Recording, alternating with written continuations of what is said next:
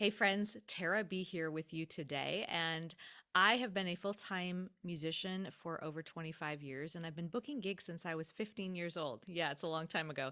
But I want to talk to you today very specifically about three places that could be really great places or events for you to be able to book gigs if you are either a solo or a duo artist. And the reason I want to talk about these three today is partly because number one, they are places where you don't have to actually find your own audience. There will be audiences there already. And number two, it's usually places that have a budget that probably fits more a solo or a duo. Okay, so let's get started. The first thing I want to talk about is concerts in the park or summer concerts in the park. They might have all kinds of names like that. It could be summer series or summer music series, but oftentimes, whether it's a city, a suburb, a small town, they will have their Parks and Rec will organize concerts that happen in the summertime on a weekly basis. And they will hire in people to come and play. They usually have a budget that's already set for it, and they're usually looking for a variety of acts. So, really, it doesn't even matter what style you do. It might be great because it might be a different style from somebody else. So, that's something that I would definitely pursue. Again, whether you're living in a small town, whether you're living in a suburb or a city. And all you have to do is contact those park and rec places. They are usually the people that are putting on those summer park series.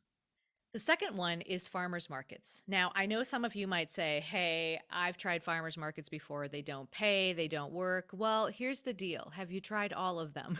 And I say that kindly because, especially if you live in a city area where there's farmers markets that happen literally probably in every suburb and at different days of the week and different times, you might find one or two that do pay. I have found one consistently for the past years that pays me, and it also allows me to take tips and sell merchandise. And the great thing about farmers markets is you are right outside. You are where people are walking by, so they're going to pay attention when they hear music. And again, you don't need a built-in audience because your audience is going back and forth, and you might gain some new fans from that. The third thing I want to talk about is anything really with events that happen at churches and probably bigger churches, although some smaller churches have had these too. So if you're somebody who does Christian music, sacred music, you might be someone that wants is going to be hired for things like a Christmas tea, like a women's Christmas tea, or maybe they have a women's tea in the spring for Mother's Day.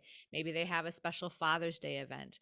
They might have a Valentine's dinner that they do for couples. They might have a summer church picnic or some kind of summer outing or a fundraiser that the church puts on, and they still need music for that. Some of the bigger churches have things like conferences or even retreats, and those are also things where music is happening at those events.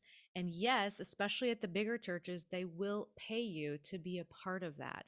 So if that is something that you've never really pursued, you need to talk to someone either in the communications or the events or the music director or maybe a spiritual life director, Christian ed director. All those people would be a part in planning some of those events happening.